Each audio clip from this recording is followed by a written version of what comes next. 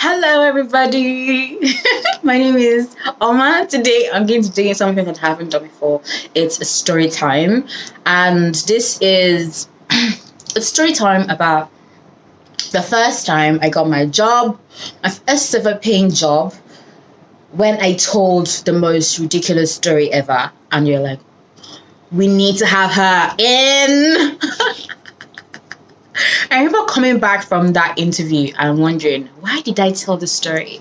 I told my dad, I told everybody, I told my sister, and they were like, why did you even try? Why did you even do this? Okay, so let me just dive right into this particular story. You guys, get your popcorn, get your drink, because this is a very interesting story. This is a very, very personal story, honestly. Anytime I look back at my life, that is what this is a story that really does stand out. And this is for anybody that wants to apply for a job or is going for an interview. It's good to prepare, yeah, but sometimes there's things that happen when you don't prepare for anything, and they literally just knock your socks off. And you just need to be ready for anything. You know, you can literally be ready for every single predictable question. Sometimes the interviewer might just come with something different. You're like, can you do this for us? And you just need to just step up to the plate and deliver. So I'm going to be going to this particular year. This was in 2017. 2017, where was I in 2017 though? I think it was 2017 or 2016? I can't remember, between those 2 years. And I was just going through, I was just fresh from service. It was 2017 because I served in 2016. So 2017, I was fresh from NYSC, National Youth Service Corps. If you're watching from outside Africa, Nigeria, then it's something that everybody has to go through after university, you know. So anyways, I was just fresh from school. I was looking for jobs around my what I studied in school. So I was looking at writing gigs, communication, content writing, anything that had writing in it. I was looking for it. So I was just going through jobs and I saw this particular role. You were looking for a copywriter. When I first heard copywriter, my first thought was, is it like copywriting? Like you need that copywriting that everybody needs for anything that they create. They need the copyrights, you know. Then when I now read through the requirements, I'm like, this is something I can do. Oh my God. It's something I can do while I'm sleeping. So I applied for it and they called me in. So they called me in. I was looking forward to. Okay, so when I got in, yeah, I met an older person. I was very young. I was awfully young. That was 2017, guys. 2017. And I met somebody that was way older than me. And like, these people have all this experience. How am I supposed to, outperform them in this particular interview? And I'm very, very competitive as an individual. I'm extremely competitive. And sometimes I kind of always overdo it and maybe sort of just shoot myself in the foot. But sometimes it pays off, sometimes it doesn't pay off, and it's fine. So I go into this interview session and I just see somebody who obviously had years of experience, because she looked like she was only like my age mate. She was very matured, and people that had experience. So my first interview, I thought it was going to be like a test-based interview, because my first interviews that I used to go during that period were mostly test-based. You need to come in, write an assessment test or something, then they just start to, train down applicants from there. But this particular one threw me off guard, because it was like an interview session where they needed to meet me personally. So it was two older, like women in their 60s, and one lady. She was like in her 30s. She was really pretty young. And those were the three people that were interviewing me. The first thing that came to my mind was, why these three people? No man. Don't you guys have men in this place? At least let me look for how I can, I'm always when I enter a room, I'm always looking for, okay, so where do I, have the best chances at winning? You always need to, really, really gauge the room and see, okay, so who do I need to, be warm toward, that can literally appeal to. And it's good to have people of different sexes in meetings, especially in interviews, because you always want perspectives of several people, regardless of, you just want several perspectives. So when I saw 3 women, I was like, why?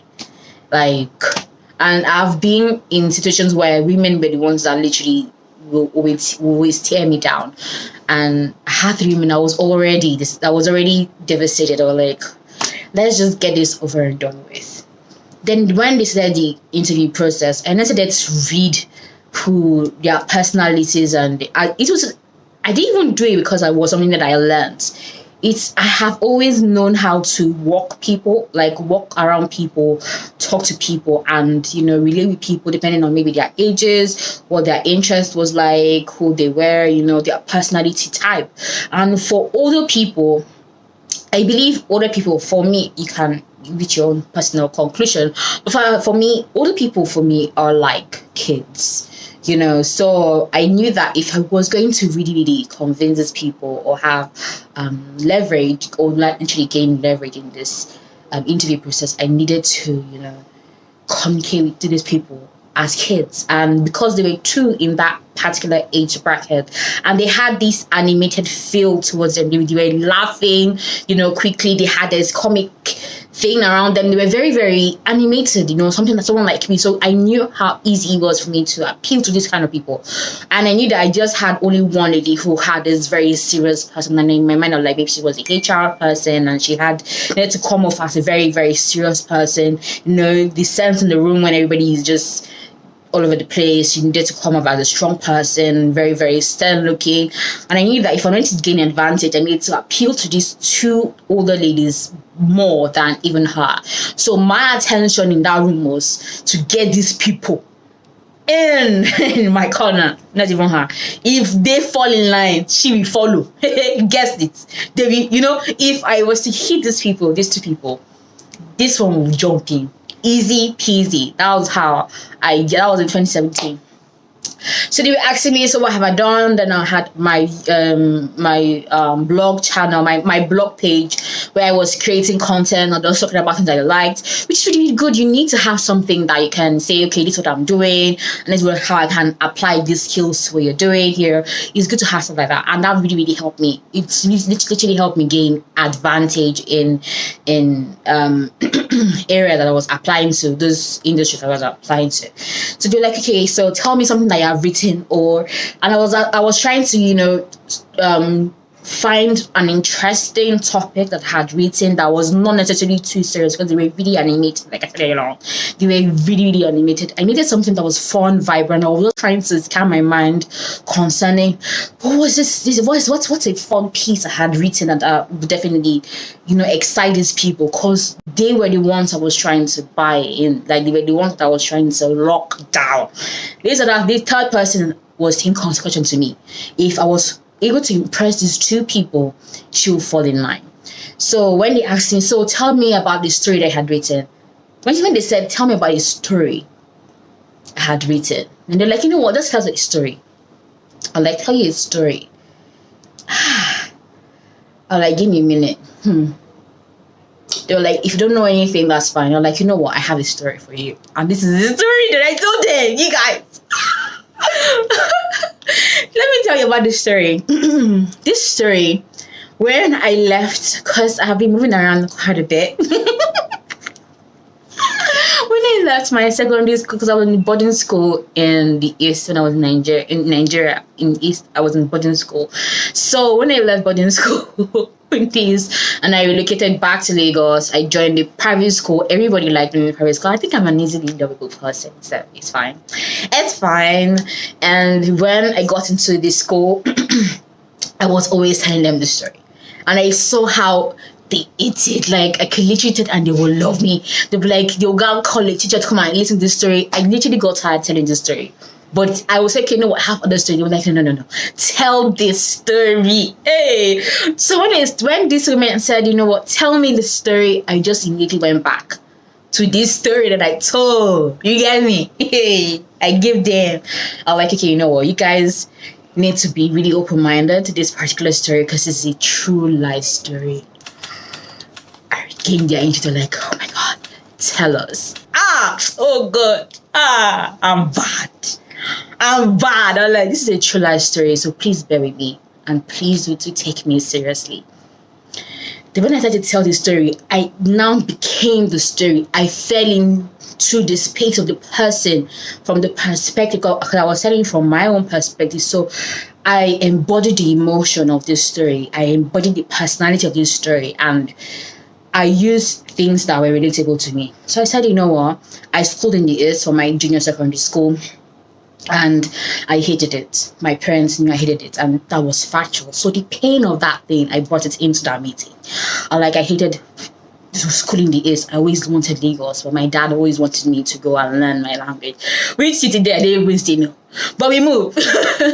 So they wanted me to learn my language, so I had to go to this school. So when we had our midterm break, when I was in JSS 3, had our midterm break. This is story, guys. So listen to this story, because I'm about to blow your mind. So my parents knew that I hated this school. For some reason, they still left me there, which is actually real.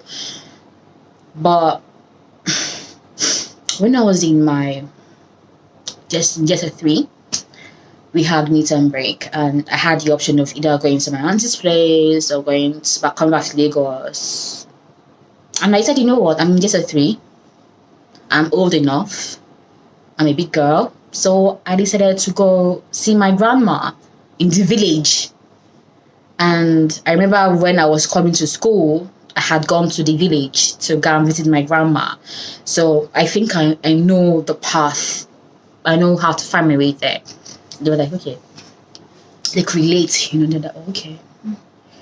So after midterm, when we were able to leave school, I packed my bags and I left on my journey to go and see my grandma. So when I got into the bus, I was heading to my grandma's village. I sat down and stopped to buy some things for her, because I just didn't want to go empty-handed. So I stopped at the local market. I was trying to pick a few things for her, like bread, granola, pear. I wanted to surprise her. She didn't know that her granddaughter was coming, so it was a good thing for me to just go and see my grandma. So I bought her bread, I bought her granola, bought her juice, just bought a few things that my money could buy, because my dad definitely sent me money at the end of the day, so it's fine. I just didn't want to face my parents, and I didn't want to face anybody. I just wanted to go and see my grandma, because everybody loves their grandma, So while I was buying one of the things I'm buying for my grandma, there was this old frail lady that came, and she just stood by me. And everybody was like, they started making side comments, and she was like, my daughter, please help me, give me some money, let me go this thing. But everybody were just kind of, we're just giving side comments, and she was just bothering me there. And she had this limp that she had a limp on her side. So I just pulled out 100 naira from my 100 naira. Then was big money. I now gave her, it's actually less than $1, but it's actually still big money. I gave her the 100 naira so that she can be on her way. I just don't like people that are weak around me, because my mind, like, don't you have like kids that can take care of you or something? And just let her go. Anyway, so when she left, all the other women that were there, they were like, what have you done? I'm like, I don't understand. Said, did you give that woman money? So obviously I gave her money. She obviously seemed like somebody that needed money, so I gave her money. Besides just 100 naira. The lady that was buying something, she said, you know what, my dear, just turn back, go and chase that woman and get back your 100 naira. As she's going like that, your destiny is going. Panic! I'm like, no, it's not possible. By my chest was already beating fast. I was like, it was beating fast. They're like, see, chase that woman. I'm like, I beg. I was trying to blow them off, and they were very, very persistent. I'm like, who is this? Not the old woman. When I turned to look at this old woman, she had gathered her up. She had gathered and she was now running. This is an old woman. I had goosebumps all over my body. I was scared. Oh, like this man is running. But she was limping just here now. Like, how does this happen? They were like, this woman is a witch. That she better follow that woman and get back my 100 naira, or else she will take my destiny. And as she's going, that's how my destiny is going. Hey, God. Everything with me at that time seemed useless. I needed to find this old woman. As she was running, I was running. As I picked up my pace, this lady picked up her pace. This is supposed to be an old woman. I'm guessing 90s. How she's managing to outrun me, I don't understand. I don't understand. So I'm panicking now. I'm scared. My bags are in this lady's shop that I don't even know who she is. And I'm in my mind, I'm like, should I have gone home? Should I have gone back to Lagos? Should I have gone to my other's place in the east? Why? I went to see my grandma. Now this happened. I was weak. She was running, guys. This woman gathered her wrapper, like she folded her cloth and she was running for dear life. Hey, God. I was out there running after this woman. As she ran, I started to run. As she ran, I started to run.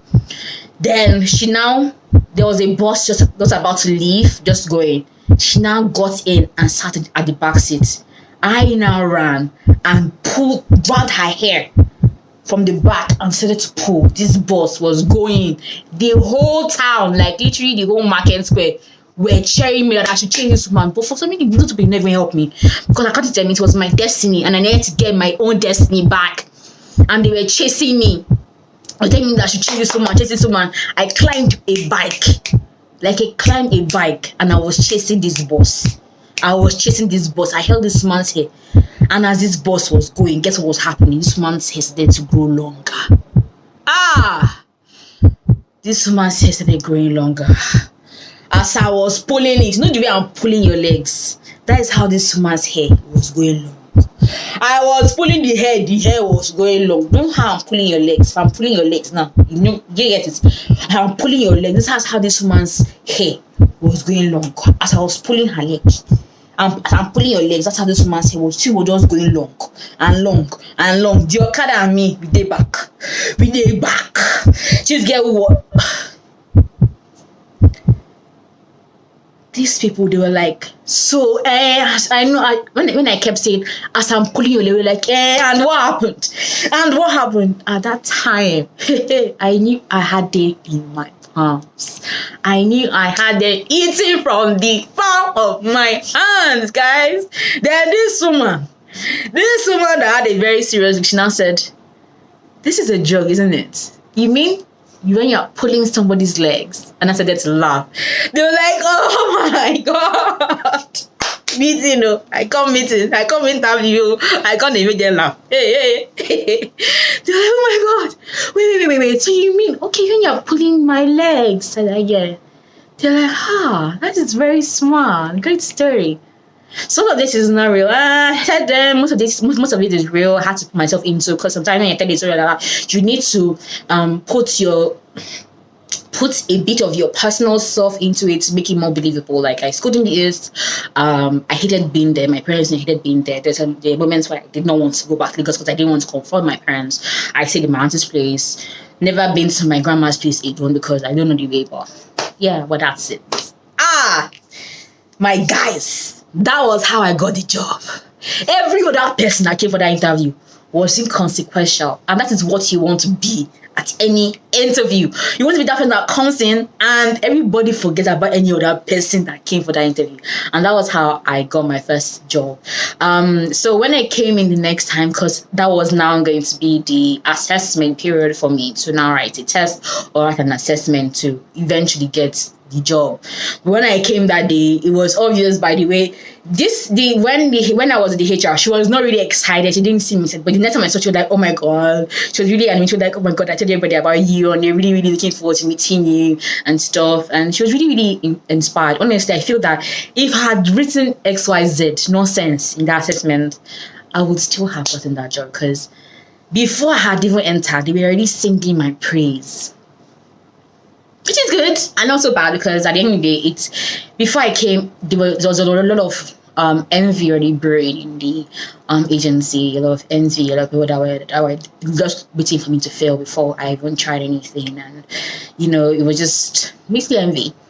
But that was how I got my first job. So if you're looking to interview, you always want to be that person that does the unthinkable. Don't act like a fool, but you always want your personality to come through all the time. And that was what I did, and that was how I got that particular first job.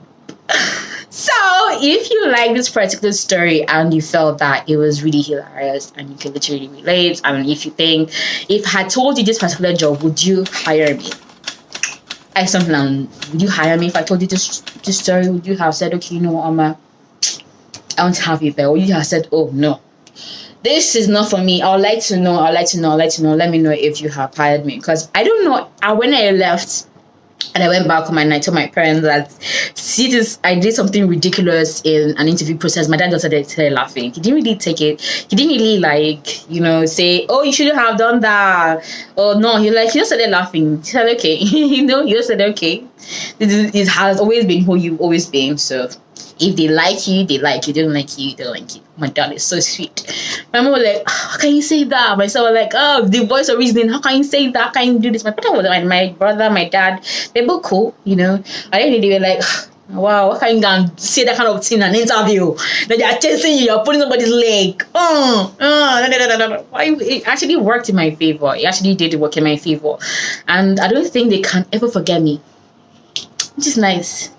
You don't want to be forgettable. You want to always be memorable. You want to be that person that everybody remembers. Even if you didn't get that job, you want to be that person that everybody remembers. I met this girl. Brilliant. Beautiful. And whatever good thing that they want to say to associate your name with. Yeah. So an interview process can come in the weirdest of ways. There are times you might prepare. You can watch all the possible questions that might come during an interview process, all the things that can happen, what questions you should prepare for.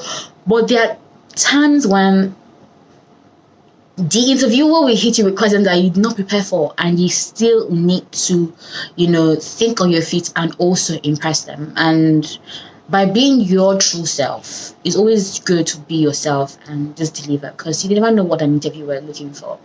And for them, they're looking for somebody to tell a good story, a believable one. And I did that. And I got a job.